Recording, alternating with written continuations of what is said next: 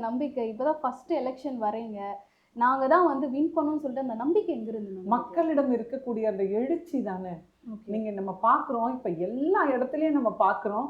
யாருக்கு நீங்க ஓட்டு போடுவீங்க அப்படின்னா, போதும் நாங்க இத்தனை ஆண்டு காலம் எங்களுக்கு என்னெல்லாம் வாக்குறுதி குடுத்தாங்க, எதெல்லாம் நிறைவேற்றப்படல. ம். நல்ல குடிநீர் கூட சிட்டீஸ்ல கூட கிடைக்கல. நம்ம கிராமத்த கூட நீங்க விட்டுருங்க.